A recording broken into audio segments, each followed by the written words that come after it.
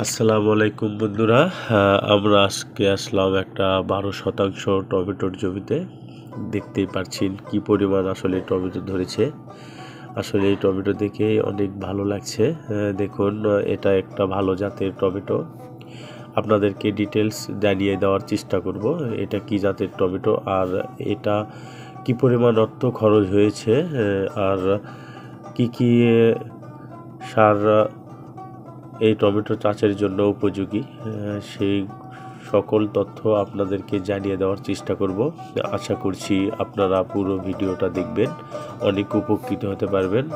আর অবশ্যই আমাদের চ্যানেলে যদি আপনারা নতুন দর্শক হয়ে থাকেন, চ্যানেলটি অবশ্যই সাবস্ক্রাইব করে পাশেই থাকবেন। কৃষি বিষয়ক অনেক বিভিন্ন ধরনের পরামর্শ পাওয়ার জন্য আমাদের এই ভিডিও আপনারা অনুসরণ করতে পারেন, আপনারা অনেক উপকৃত হতে পারবেন। চলুন তাহলে আমরা মূল আলোচনায় ফিরে যাই। দেখতে পাচ্ছেন কি পরিমাণ টমেটো ধরেছে। আর আপনাদেরকে সর্বপ্রথম একটা বিষয় আমি অবগত করতে চাই, সেটা হলো একটা ভালো জাত নির্বাচন করার জন্য, ফসল রোপণের জন্য ভালো জাত কিংবা ভালো বীজ। আসলে একটা ফসল ভালো হওয়ার জন্য সর্বপ্রথম যেটা প্রয়োজন সেটা হলো একটা ভালো জাতের বীজ কিংবা একটা চারা। একটা ভালো বীজ, একটা চারা আপনার ফসল উৎপাদন বৃদ্ধিতে অনেক গুরুত্বপূর্ণ ভূমিকা পালন করে। কারণ ভালো বীজ কিংবা ভালো চারা যদি আপনারা রোপণ করতে না পারেন, তাহলে আপনারা আশানুরূপ ফল পাবেন না সেই গাছ থেকে। আশা করছি আপনারা বুঝতে পেরেছেন। আপনারা একটা ভালো চারা কিংবা ভালো বীজ রোপণ করার চেষ্টা করবেন, তাহলে অনেক ভালো ফল পাবেন। দেখতে পাচ্ছেন আমাদের এই টমেটোর জাত, টমেটো কত সুন্দর হয়েছে। কারণ এখানে দেখুন অনেক বড় বড় টমেটো রয়েছে। এখানে এক একটা টমেটোর ওজন আসবে 150 থেকে 200 গ্রাম পর্যন্ত হয়ে থাকে এই টমেটো। আর এই টমেটো আপনার 1270 এর জাত, এই টমেটোর জাত 1217 এই টমেটোর জাত। দেখতে পাচ্ছেন কি পরিমাণ আসলে টমেটো ধরেছে, একটা বাদাতেই অনেকগুলো এই টমেটো ধরে।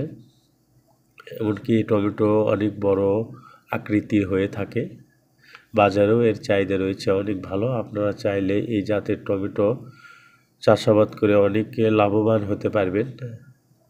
দেখতে পাচ্ছেন। আর আপনাদেরকে ডিটেলস এই টমেটোর জমিতে কি পরিমাণ সার লাগে, তো তাহলে আপনাদেরকে একটু জানিয়ে দেওয়ার চেষ্টা করি। দেখুন, 1 শতকের হিসাব আপনাদেরকে দেব। আপনারা যে যার মতো ফসল জমি নির্বাচন করে এই পরিমাণ সার প্রয়োগ করতে পারেন। আপনার 1% জমির জন্য আপনার ইউরিয়া লাগবে 2 থেকে 2.5 কেজি, টিএসপি লাগবে 1.5 থেকে 2 কেজি, এমওপি 1 থেকে 1 কেজি 200 গ্রাম, গোবর 30 থেকে 45 কেজি। 1 শতকের এই পরিমাণ সার প্রয়োগ করে আপনারা চারা রোপণ করে আশানুরূপ ফল পেতে পারেন। আমি আবারও বলছি, মাটির তারতম্য ভেদে গাছের পরিস্থিতি অনুযায়ী আরও কিছু সার অ্যাড করা লাগতে পারে। এটা আপনারা আপনাদের ফসল চারা গাছ দেখে আসলে এটা বুঝতে পারবেন। কারণ গাছে খাবার যদি প্রয়োজন হয় অবশ্যই খাবার দিতে হবে। আর এই টমেটোর চারা প্রায় দীর্ঘ কয়েক মাস ফল দিয়ে থাকে। আপনারা চাইলে এই ধরনের টমেটো চারা রোপণ করে অনেক লাভবান হতে পারবেন। এটা 55 থেকে 60 দিনের মধ্যেই বাজারজাত করা যায়। রোপণ থেকে শুরু করে 55 থেকে 60 দিন সময় লাগে, এর মধ্যেই ফল ওঠানো সম্ভব হয়ে থাকে।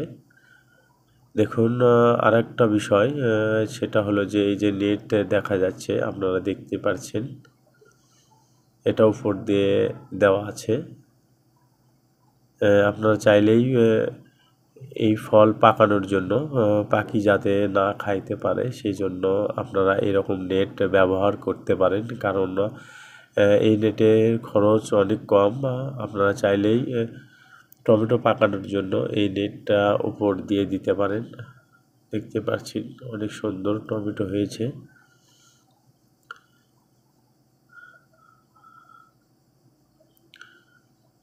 আর আমাদের এই টমেটোর মাচা যেটা দিয়ে আমরা তৈরি করেছি, এটা হলো একটা বাঁশের মাচা। বাঁশ দিয়ে মাচা তৈরি করা হয়েছে।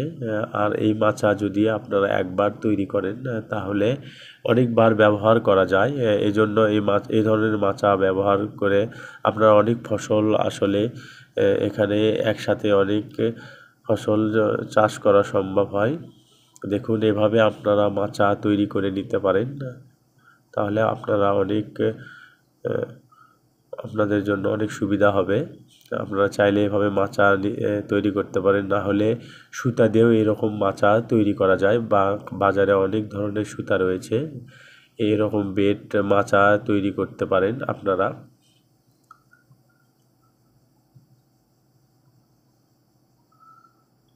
দেখুন কত সুন্দর আসলে টমেটো হয়েছে, একটা বাদাতে কত টমেটো ধরেছে। অনেক ভালো লাগছে আসলে। এরকম ফসল হইলে আমাদের অনেক ভালো লাগে।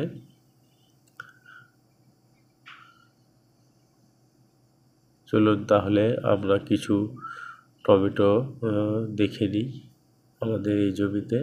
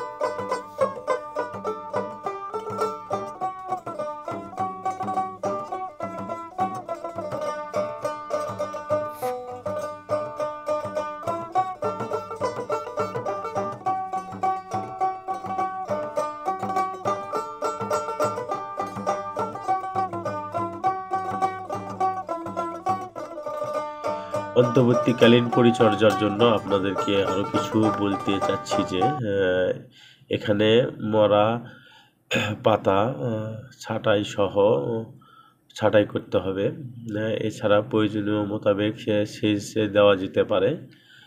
ভাইরাস রোগ দেখা দিলে একটা গাছ যদি ভাইরাসে আক্রান্ত হয়, সে গাছকে তুলে ফেলতে হবে, কারণ সেই গাছ থেকে যেন আরেকটি গাছে সেই ভাইরাস আক্রমণ না করতে পারে। তেমনি পোকামাকড় দেখা দিলে সঠিক ব্যবস্থা নিতে হবে। এগুলোর দিকে অনেক গুরুত্ব দিতে হবে, কারণ রোগ যদি একটা ফসলে যদি কোনো রোগ আক্রান্ত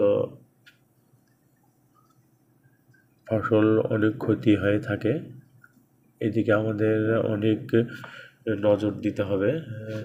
কারণ সময় মতো যদি আমরা ফসলের রোগ নির্বাচন না করতে পারি, তাহলে ফসল তাড়াতাড়ি নষ্ট হয়ে যাবে, এমনকি আমরা অনেক ক্ষতির সম্মুখীন হওয়ার আশঙ্কা থাকে। এই জন্য আমরা বলবো অবশ্যই আপনারা তাৎক্ষণিক সময়ের কাজ সময়েই করতে হয় আর কি। আপনারা যে রোগ দেখা দেবে ফসলে, সে অনুযায়ী ট্রিটমেন্ট নেওয়ার চেষ্টা করবেন। আশা করছি সম্পূর্ণ বুঝতে পারছেন। আমরা এরকম করেই টমেটো চাষাবাদ করতে পারেন, তাহলে আপনারা অনেক লাভবান হতে পারবেন। কারণ বর্তমান বাজারে টমেটোর মূল্য অনেক বেশি। কারণ আমরা এই 12% টমেটোর জমি থেকে প্রায় 2 লাখ টাকার মতো টমেটো বিক্রি করতে পারবো।